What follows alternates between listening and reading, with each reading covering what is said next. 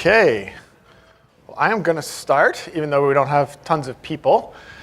So this is the second attempt at my talk, as it turns out. A couple of you may be here, or the three of you that are here may be here, well, and Michael's not, for the talk that I am replacing. But that's not here, because unfortunately I think the speaker had a personal emergency. But if you heard on Monday, which is the date on my slide there, I attempted to give this talk, and I own a laptop that is only supporting VGA, because I am a free software zealot, and I have a laptop that's 100% free software, including all the firmwares on all the peripherals. It's very hard to get a laptop you can do that with anymore. So for that reason, I have VGA and nothing else. We attempted to hook that up to the HDMI here, and I do travel with three different manufacturers, VGA to HDMI converters. None of them worked. So I was graciously loaned Jeremy Allison, co-founder of Samba's laptop, for the purpose of this talk. He's over in Volker's talk. And it worked out very well, because all the Samba developers are all in Volker's talk right now. And they all came to the first attempt at this. So now we have the non-Samba developer kibitzing version of the talk. So I've given talks about adoption of open source and free software all over the world for many, many years. And when I started doing this kind of thing, this kind of talk, I would have to come to an event and convince people, oh, you should put open source stuff in your product. It's not scary. It's very useful. It will make your products better. You'll have an upstream to collaborate with. All these sort of things that we hear regularly now. Because the fact of the matter is, I suspect there's not a storage product on the market that doesn't have at least some open source and free software in it.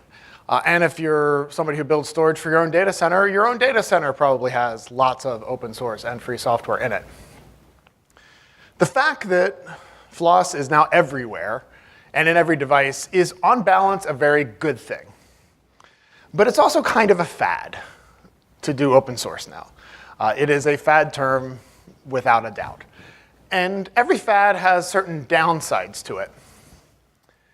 And one of the biggest downsides that, in some sense, I've been partly responsible in helping create, accidentally, mind you, was to create this. There's this industry that now exists that goes around and markets products to say, oh, we can help you manage your consumption of open source, and we can help you with your governance, which is the most bizarre word ever, because companies use this term, like basically these companies use this term to mean, oh, we'll teach you how to decide your intake and your output of open source and free software, where we have been using the term governance in the open source world for a very long time to talk about how people collaborate together and how you have all these people who work for different companies being able to contribute to a code base. But they kind of co-opted that term. So there's this industry now. There's companies you can go to buy products that will help you figure out what open source is in your product and what to do about it. I've dubbed this the compliance industrial complex. And the reason I borrowed that phrase is because it's very similar to the thing it's analogizing, of course, the military industrial complex, where we've got lots of companies that are providing material to help you comply, and most of it, ironically, is proprietary. So you go buy a proprietary non-open source product to learn how to comply with open source licenses. That seems bizarre to me. And it's not that I'm a free as in freedom person, not a free as in price person, but I do think some things should be free as in price as well. I think developers should get paid for their work. I think we've reached over that hurdle now in open source and free software, that we understand you get paid to write open source software, and that's okay. But I don't think a company that says, hey, I want to take advantage of this open source and free software world, I want to incorporate some of that software into my storage device or any other sub-industry that might be out there, I don't think they should have to go buy a bunch of expensive consulting and expensive proprietary products just to figure out, oh, how do I manage all this open source in my enterprise? You should be able to get your employees educated about how to do that and learn about it without having to spend a bundle of money. What I would love to see you spending money on as companies is paying upstream developers to contribute to upstream projects. That would be a great way to contribute. But this is sort of just lost revenue going into this compliance industrial complex from my point of view. And I think the reason this whole thing came into existence, this whole idea of fear in the compliance world, was a lot about the marketing efforts of these companies. So once upon a time, long ago, a company called Black Duck, which is in this compliance industrial complex, attempted to recruit me. And I was young in my career, and I decided, well, go to any interview you get offered. That's the thing you're supposed to do, right? And so they offered me the job of director of marketing. Now, I think it's pretty obvious already that I'm not a marketing person. I don't talk like a marketing person. I don't think like one. I was a developer once upon a time. Not so much anymore, but that's my roots. And I finally figured out what they really wanted to hire me for was director of fear tactics, right? They wanted me to go around to companies and terrify them about copyleft licenses, which was my area of expertise. So I want to talk a little about what this copyleft thing is and give you all a flavor of what's going on about all this licensing stuff. I realize that most of you probably developers, engineering managers, whatever you are, you're not thinking about licensing every day. So my goal here is to kind of give you just the right amount of background knowledge so you understand what's going on. The most important thing to tell you about copyleft licenses is they are not designed to be gotcha licenses. It's not like people sat down to design the GNU General Public License and said, let's trap a bunch of companies and make them release all their software, right? That's kind of the FUD campaign about it. But no one who releases GPL software wants you to be tricked into releasing code you didn't intend to release. The goal is a policy one, to try and get you to do certain things. I'm going to talk a little bit more about that in a minute or two, but let me give you just a one-slide coverage of what FLOSS licensing generally is. There are roughly two forms of licensing. This is a very big oversimplification for those of you in the crowd that know about it, like Michael. But basically, if you think about it at a 10,000-foot level, there's highly permissive licenses that have virtually no requirements. Usually, the only requirement they have is that you keep a copyright notice in place or attribute the developer who originally wrote the code. And then there's copyleft licenses. Copyleft licenses have a bunch of requirements. Now, these requirements are nowhere near as restrictive or as problematic as the average requirement in every proprietary license you might find. If you make a deal with a company for their proprietary code, they're probably going to say, well, you can never distribute it, you can never copy it, and if you want to do any of those things, you're going to have to pay us a licensing fee. Maybe you need to pay us per unit. Every unit you ship, you have to pay us a little bit of money. Those kinds of requirements are standard in proprietary licensing deals. Open source and free software, be it copyleft or non-copyleft, will assert your right to copy, share, modify, redistribute the software any way you want. These licenses are designed to encourage people to adopt and reuse the code. And the key difference between these two forms of licensing is the copyleft folks have kind of this harder core policy goal. They're trying to get something done about a certain set of ideals that they hold with regard to the license. That's where all the FUD comes from. That's where people look at it and say, well, you're trying to get something done that isn't making money. Because most people in the proprietary world, they pick their license or they decide how they're going to design the licensing regime around their software to make money. It is a bit strange for people to come up and say, oh, actually, I designed my license because I want to make the world a better place. And I put a bunch of terms in there that are designed to improve humanity. And I don't really care about money. Well, it's really hard to negotiate with a party like that. So I'm sympathetic to the idea that people say, well, how much can I pay you just to forget the GPL altogether? And people who are copyleft said, no amount of money, we're not going to license it any other way. And so that's the kind of thing you're bumping up against that is admittedly difficult to understand. My goal here is to help you get a flavor of understanding that so you kind of get a sense of what is going on in these products.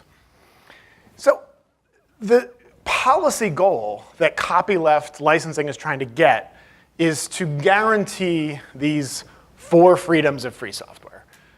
Simply put, you have the freedom to use the program for any purpose.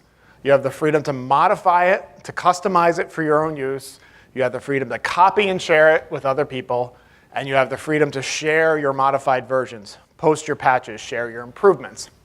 One of the most interesting things that I'd like to point out, particularly to an audience that's mostly dealing in a commercial software space, much debate happened in the late 1980s and early 1990s to determine that these 4 freedoms, they should treat equally non-commercial and commercial activity.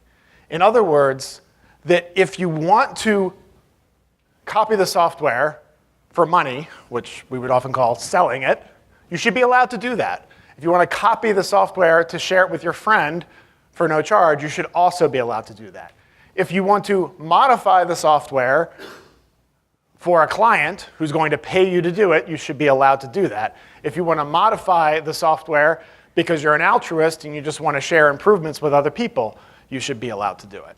So that's a really important thing to think about with regard to these 4 freedoms and how it relates to copyleft, because copyleft is trying to make equal ground for people to engage in these activities both commercially and non-commercially. So I've used this phrase copyleft a few times. This is a working definition of copyleft that's from a site that I help maintain called copyleft.org. The original definition was what people put up on Wikipedia, which we've improved a little bit for copyleft.org. But the key thing I want to point out is this copyleft is this strategy.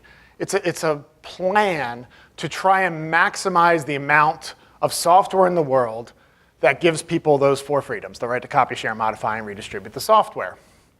And the way it gets it done is it uses existing legal systems.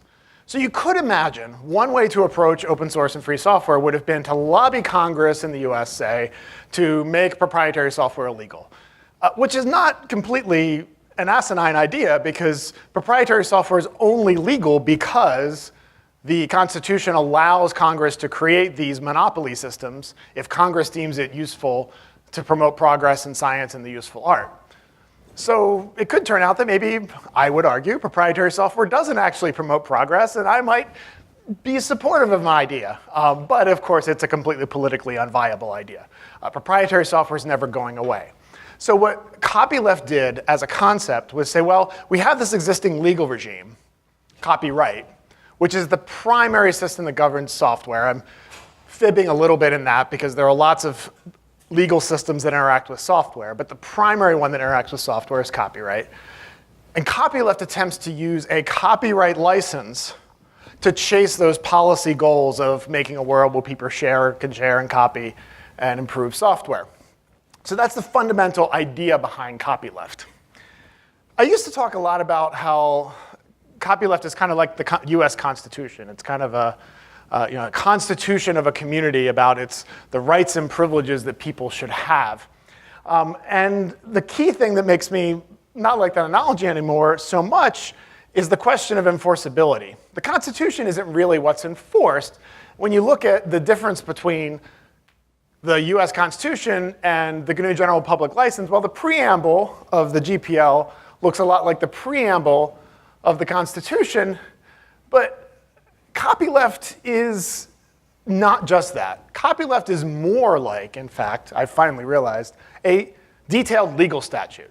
It's the laws you have to follow in the society, at least in the copylefted society, or if you're using the copylefted code. So it's both things at once in a lot of ways.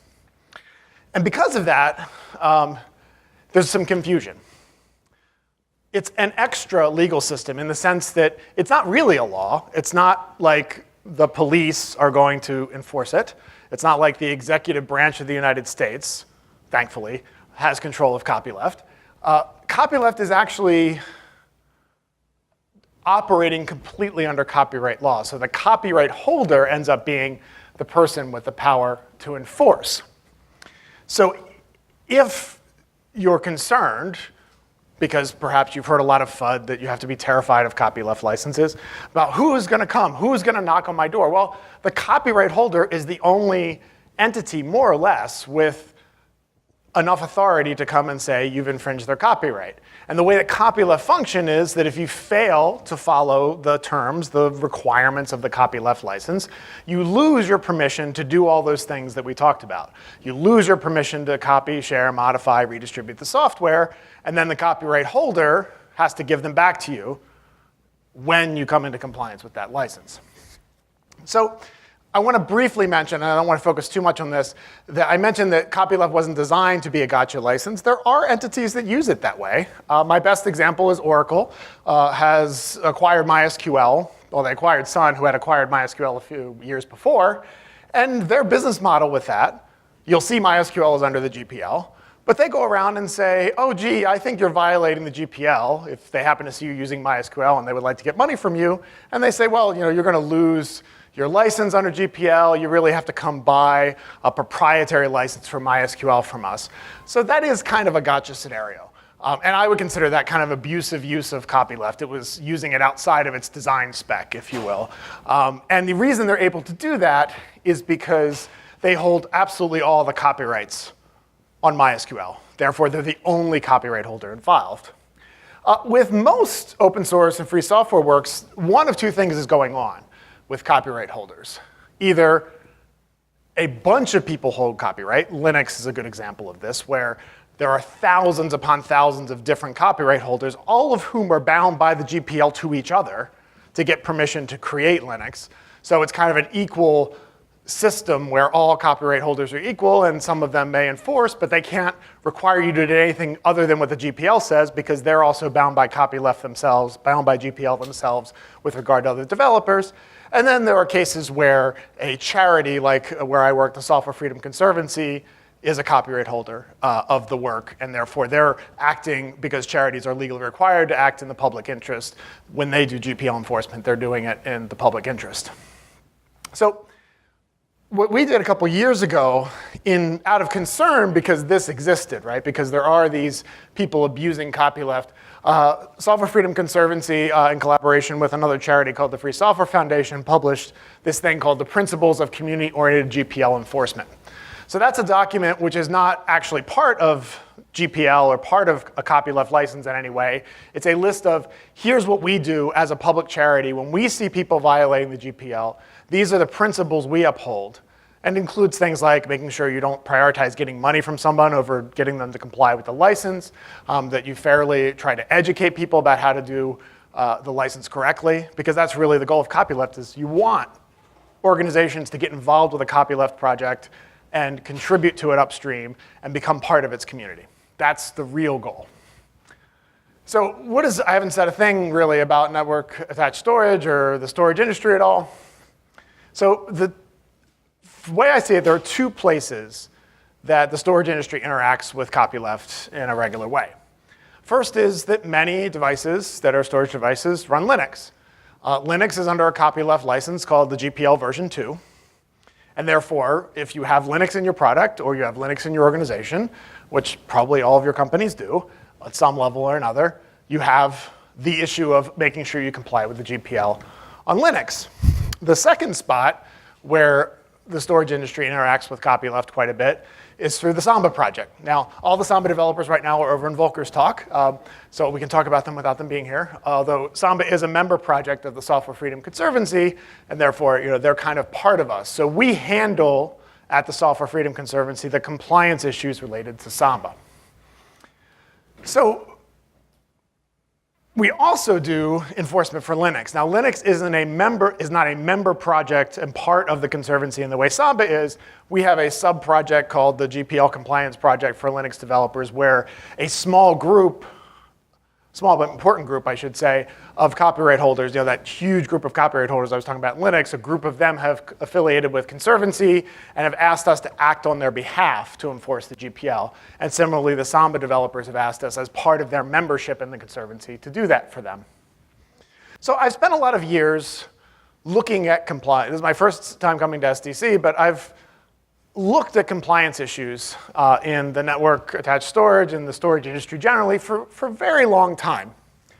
But my view of this market and this sub-industry is probably very different than yours. I'm very fond of this quote from Donald Knuth, in part because I truly hate email. But really, when you're doing compliance work for copyleft licenses, you kind of end up being on the bottom of things, not the top of things. Because I'm only going to notice a storage product at all, because I don't use them every day in my work, when the company producing that product fails to comply with the copyleft license. The only time Software Freedom Conservancy is going to get an email about a storage device is in that situation. So what I've seen is sort of what I've observed being on the bottom of things, as it were, is that in the high-end market, there's really not much to worry about. I understand from the Samba developers there are a lot of very high-end storage devices that have on the order of dozens, maybe hundreds of customers, not millions or thousands of customers. And those companies that make them charge immense amounts of money, both for the product itself and for the service around that product. And those are the companies that I know many of the Samba developers work for, and or there are people at that company who are collaborating with the Samba developers or with Linux developers to make the device work better, faster, et cetera. And so if you're in the high-end NAS market, high-end storage market, you're probably going to have a bunch of people on your staff who know a tremendous amount about Copyleft, because your developers are probably people who've been kicking around the Linux community, the Samba community for years and years. And your company probably has a tremendous amount of knowledge already in it.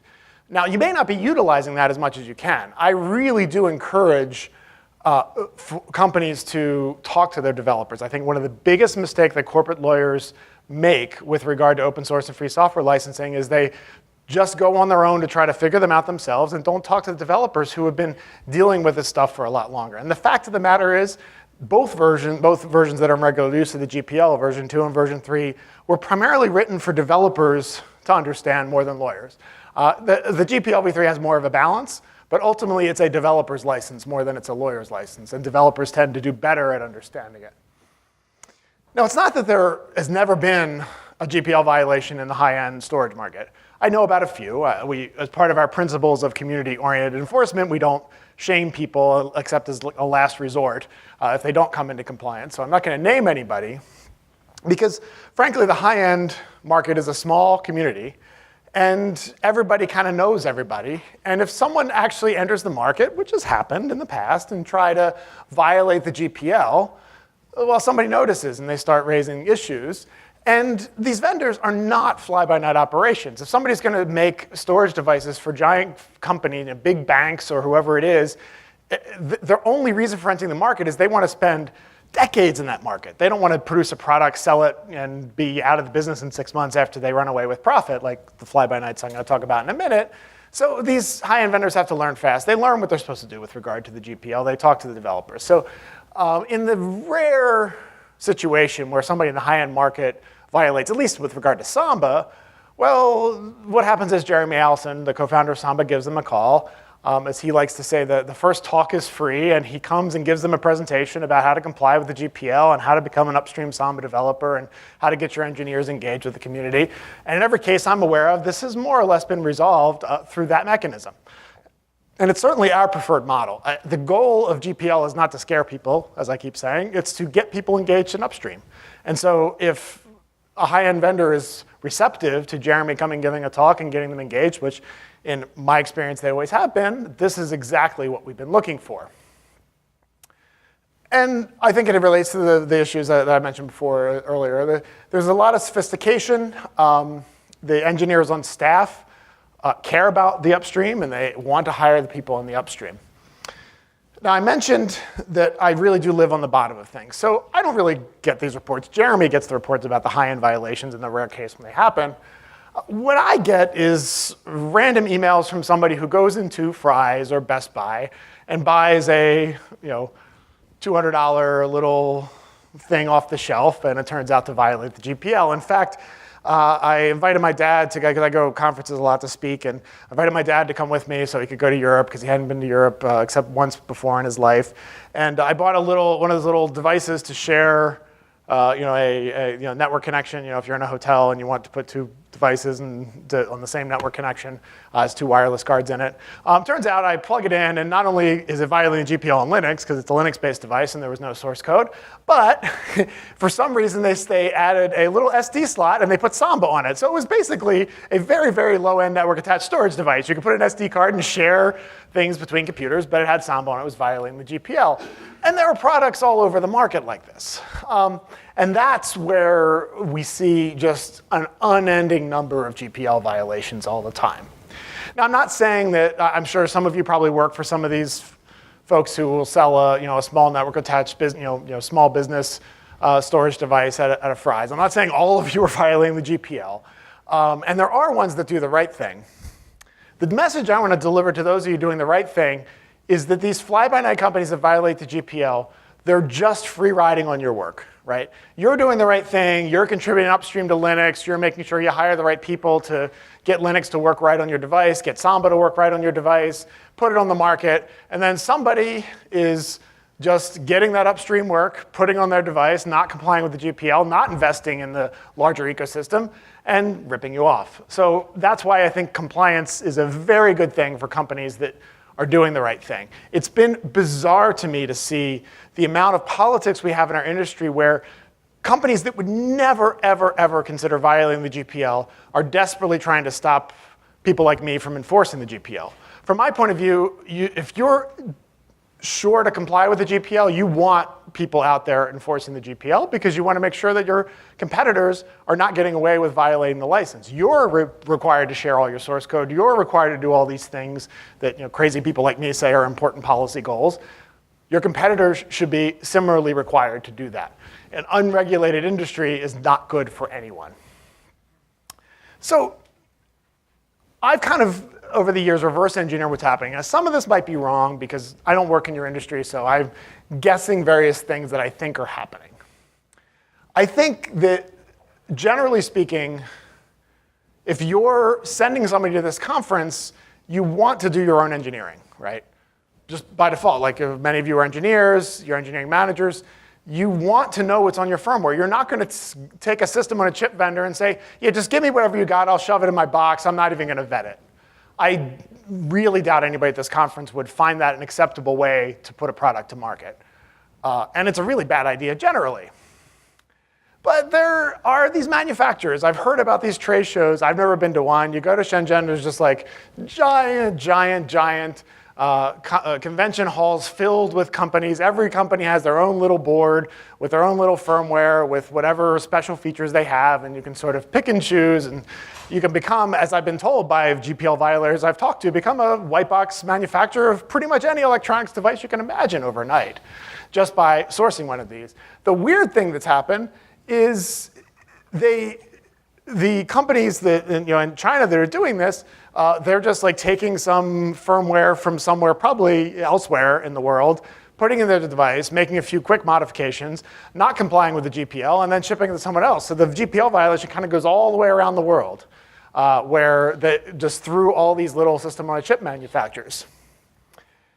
I think, and I've delivered this message a few times now, it's in the interest of the storage industry to stop this kind of activity, to put effort in, because this just makes your industry look worse. I mean, at least in the low and middle end, right? I'm sure there are tons of small office storage devices you can buy that are just junk. And it's better for the industry if they're high quality and people say, oh, if I buy a thing and I plug it into my network and I store all my data on it, it's not going to be a piece of junk. It's going to be something that's well engineered, is a good product, has good support, all those sort of things. So I'm going to leave a good amount of time, 15 minutes. Now that my slides are up and I don't have to spend the beginning of my talk playing with slides, I have a lot of time for questions. But before I get to questions, I want to talk a little bit about if you're not in compliance, right? Because I don't want to give a talk about complying with copyleft licenses and not give you any advice about, gee, we were not in compliance, what we should do. So in a very short time, what I always tell people, the most important clause of the GPL is the one regarding disclosure of source code. That's the main thing that GPL is trying to get done. And your engineers understand what source code is needed to make the thing work better than your lawyers do. So I'm not saying you shouldn't talk to your lawyers. Of course you should talk to your lawyers. But have your engineers in the room when explaining the GPL and when working through what your plan for compliance with GPL and other copyleft licenses is going to be.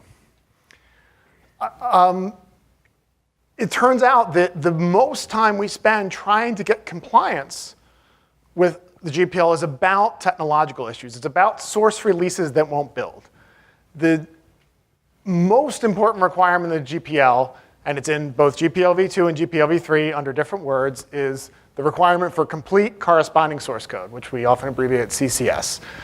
The GPL v3 defines this as corresponding source as a defined term. It's defined a little bit differently in GPL v2.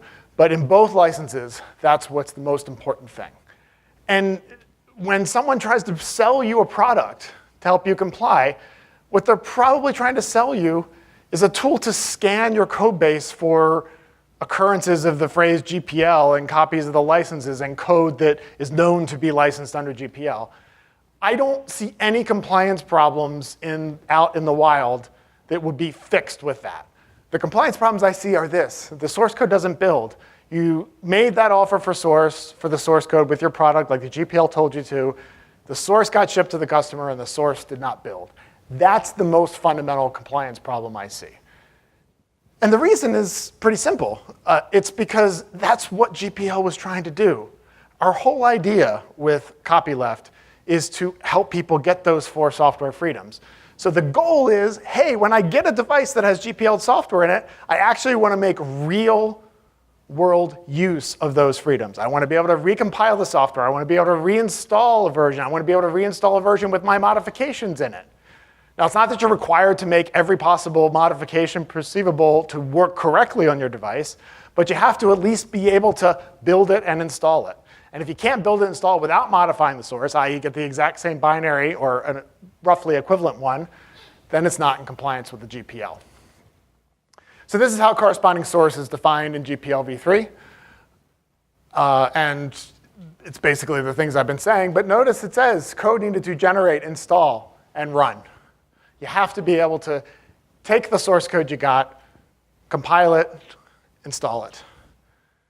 Very similar to what's said in GPL v2. It's said in somewhat different words, somewhat more verbose, but it's the same sort of thing.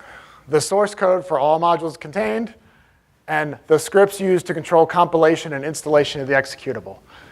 It's amazing to me that these last 11 words are the ones that I think almost no one except for me has ever read.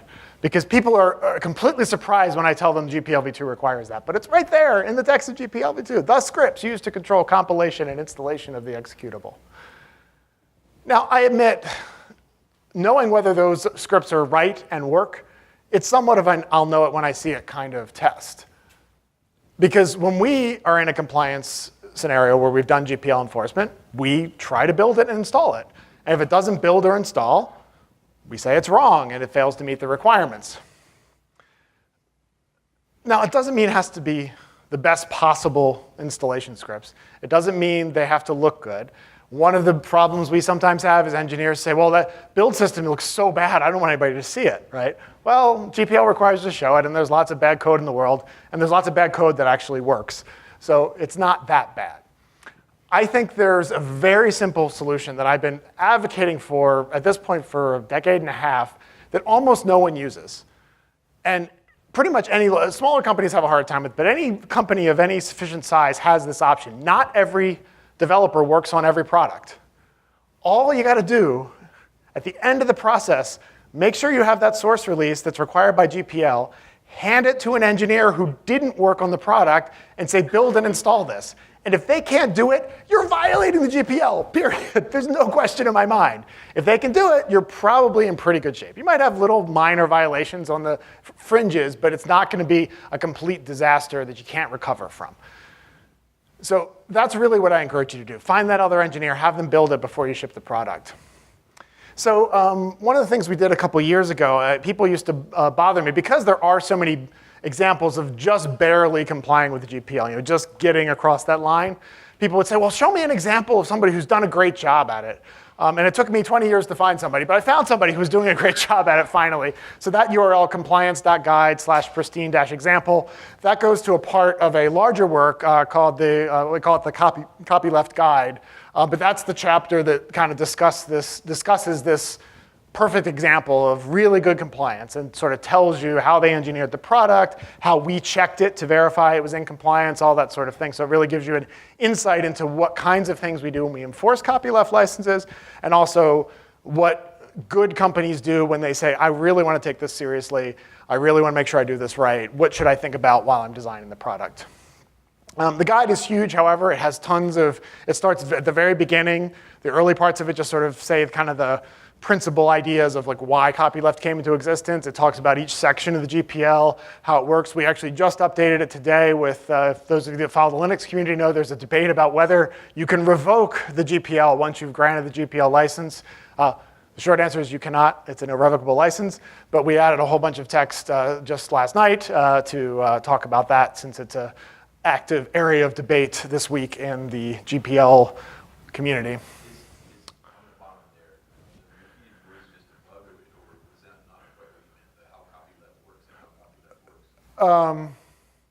Oh, it's that second work should be is enforced. Sorry, yes, it is a bug. Sorry, it's a typo. And I had an extra 2 days to fix the slide, so it's sort of unforgivable that I have a typo, but that, yes, it is enforced. Yeah. You should must be on the typo. I should get it right. Yes, the second should be how copyleft is enforced. So that's pretty much it. So hopefully there's no typos on my final slide, and now I'm done, so I don't have to worry about future typos. And I've got, I did it perfectly, 15 minutes exactly for Q&A. So I'm happy to take any questions. Really, this talk is designed as a flavor. I know there are at least a few people in the community who know a lot about copyleft already, so I hope I didn't bore you. But when I did the dry run on Monday, as it were, there were a bunch of like detailed questions, which I'm happy to take. Or if you have just really simple question, I mean, no question's too simple. I'm happy to talk to you. And I apologize if I said anything about the storage industry. This is way off, and I'd love for you to correct me. Because like I said, I'm looking at it from a very, very strange lens. I don't. They got actually the one negative feedback I got from my talk was the Q&A like lost everybody except for like 3 people in the room. So I think I'm going to go for not doing that this time. And let's see what the people in the room. If everybody in this room is an expert, which could be the case, you know, I don't know. So.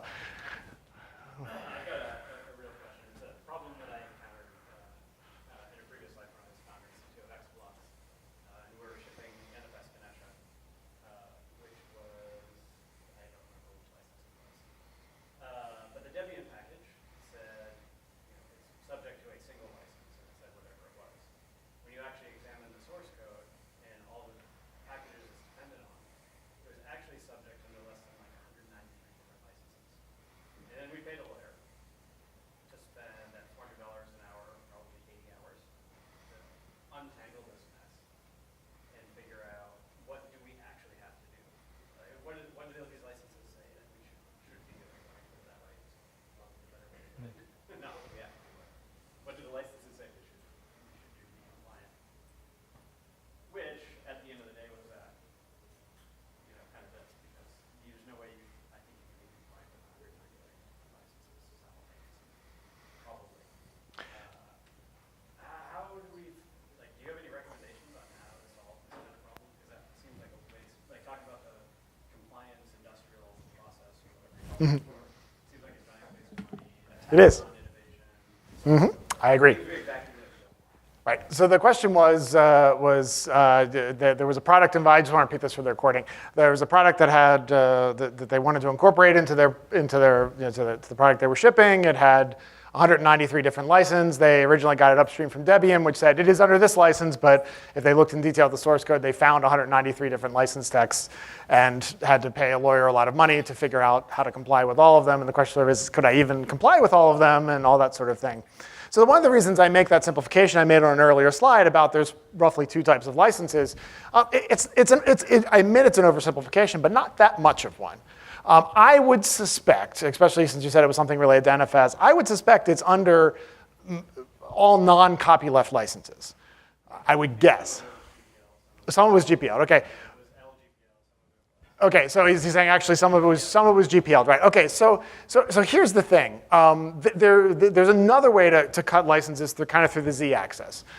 You can say when you take open source and free software licenses, they're pretty much can be thrown into 2 other buckets. Are they compatible with each other or incompatible?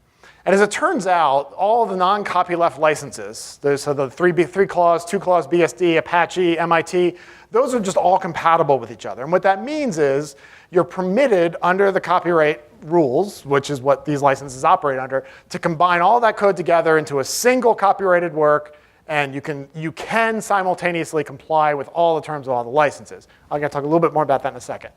Then there's the copyleft side, and there's also compatibility on the copyleft side. So generally speaking, 2 copyleft licenses, if they're not from the same family, like the GPL family is all upgradable through the whole family, but like you take something like CDDL and GPL, which was one of the questions in the earlier session, those 2 are both copylefts and they're incompatible because it's really hard to make 2 copylefts with slightly different policy goals compatible.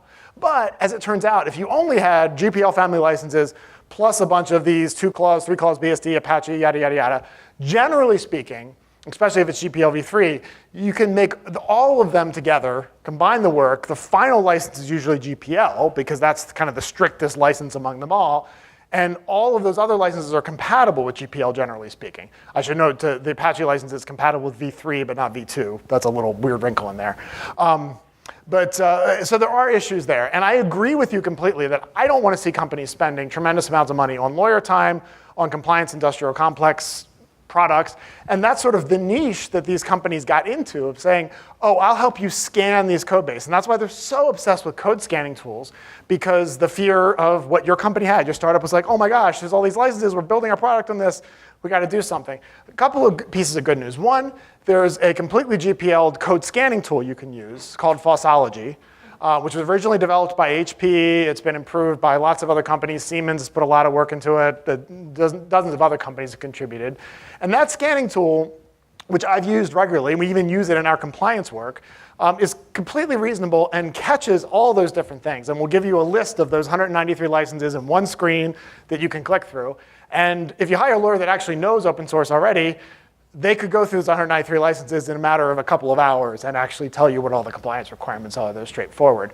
And all of the compliance requirements are generally of a couple of different types. One is usually attribution, so you have to deal with an attribution situation and so forth. And then there's the copyleft requirements. And the final thing I'll say, and this is, before I say it, I'll admit it's a little bit disingenuous. It turns out that if you provide all the source code to all of your product, all of the compliance issues are usually handled just by providing the source code. For example, yes, there's lots of cases where you have to properly attribute all the copyright holders. Well, the source code has the copyright notices in it. So if you give somebody the source code, you've already given them all the copyright notices. So the only time these compliance issues come up are when you want to make a partly proprietary product, i.e., you don't want to be 100% open source, which is permissible, and many licenses permit that one way or another.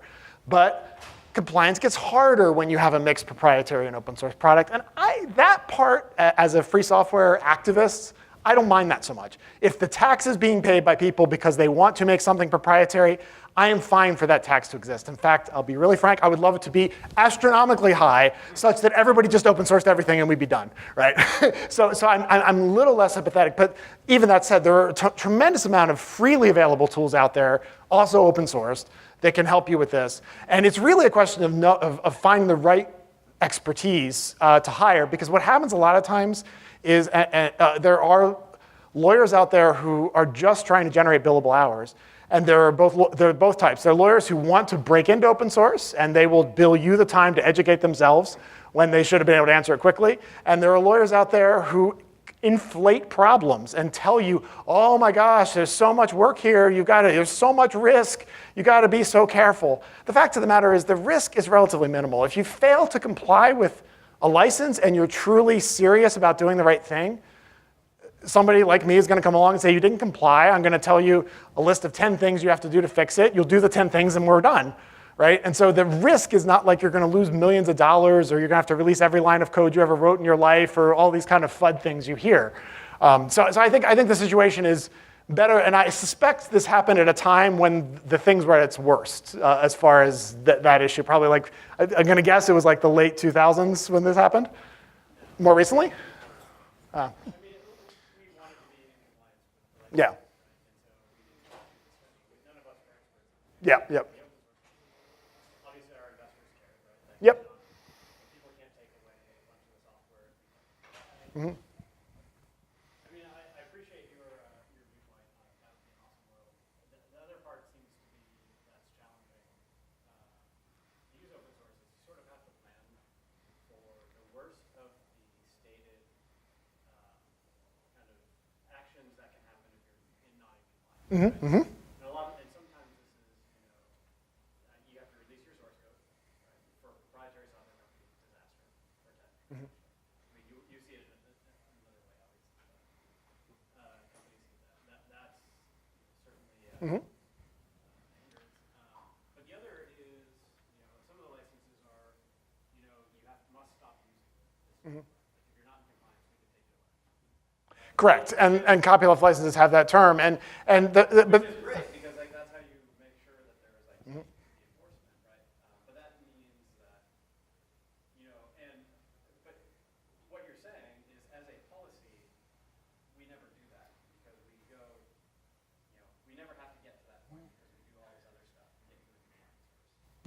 I mean, I don't. So there are small mostly individuals out there who try to enforce the GPL captiously and try to make money at it.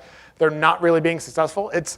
It's not a revenue generator enforcing the GPL. Copyright infringement is not something that, it's not like patent infringement where you can get incredible amounts of damages.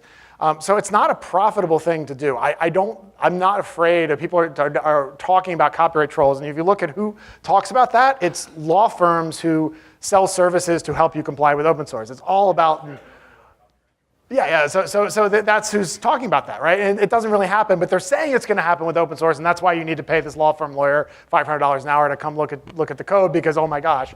The other point you raised, which was this idea of, well, you have to, what if I have to remove the code? And indeed, that copyleft licenses do give that as an option. It's interesting because my view is it's sort of like you can't have it both ways. So if you don't want to release the code, so imagine you do the worst possible type of violation. You take a GPL program, you make a bunch of proprietary modifications and don't release any of the source code, and then want to keep that proprietary. Well, if you do that, you have two options. You can yank out all the GPL parts and then keep your proprietary parts, or you can release everything under the GPL. Either way, you have a path forward. It's an engineering cost, but that's the engineering cost you just deferred by using the GPL stuff to start with, right? Because you built on top of it. So if it turns out, well, gee, I built on top of this GPL stuff and made proprietary, now I have to yank out the GPL parts. I can keep my proprietary code proprietary, which you can. That's an option. No problem there, but now you have to re-engineer all the GPL stuff and write it from scratch because that's how it works. So it's really, I see the whole thing as a cost-benefit analysis coming in, right? You're saying, well, would I rather write all my code from scratch or would I rather leverage what's there? And that's any business has to make that decision in all sorts of situations, not just open source. So I got two questions. First one, you were talking about high-end NAS devices. Can you name one that releases all the source code? Well, here's the interesting thing, right? So in the high-end market, the number of customers is very small, right? It's not like you can go. I can't go into Fry's and buy a really high-end NAS device. Like I can't just buy it on the open market. The GPL and other copyleft licenses, generally speaking, with one exception that won't be relevant here, only require that you distribute the source code to the person you gave a copy of the binary to. So they have to give all their customers all the source code, but they're not required to give the world the source code. So they can actually make their own improvements to, say, Samba, which they never upstream to Samba, and only give them to their customers. Okay, but let's use the exablocks example. So they, I imagine, have some kind of a proprietary file system or some kind of user space. There's no company in the world that gives that away to their customer. Just to bring it back to reality for a sec. What I'm curious about is, where do you think GPL, in terms of linked libraries or device mappers, where does this line between user space and the kernel really exist to where now I'm obligated to GPL, even though I wrote all my code in user space, but I'm linking into the kernel? What's the line in the sand for you? Okay, so I can answer that in 2 minutes, but you're not going to like the answer, but we should talk outside afterwards. I have 2 minutes left. The 2-minute answer is that is actually part of the policy goal of copyleft. So strong copyleft, like GPL, as opposed to LGPL, which is generally called weak copyleft, GPL says it wants to stretch that line as far as copyright law allows it to go, on purpose. And that's a frustrating answer for you, I realize, because you're saying, well, wait, but tell me where the line is. Well, the LGPL actually tells you where the line is. The license isn't very long because it has all these detailed lines in it. The GPL says, wherever the courts take us, that's where we're going. And that's painful if you want to make proprietary stuff because you're like, well, am I crossing the line or not? And you don't know. VMware is a good example. VMware decided they put the line somewhere where I think was totally wrong. And Christoph Hellwig, who's here, is still in an active lawsuit with them because what they did is said, oh, we want to write our own kernel, we want to make it proprietary, and we don't want to write any device drivers. So we're going to rip off all the device drivers, the SCSI subsystem from Linux, put it into our kernel. We're going to treat it like it's the LGPL. We're going to release the code from Linux, those files we modify, but our kernel is proprietary. They crossed the line. Christoph sued them, and now the courts are deciding, right? And that's how it's going to be. So it's frustrating when you want to make proprietary products. Again, my glib answer with my 30 seconds left here, you can write your own kernel from scratch and don't use any Linux code. That's always an option. But I know that's a frustrating answer. All right, I have to go because the next speaker's up, but I'll step out into the hallway if you want to chat more and get hopefully a less frustrating answer.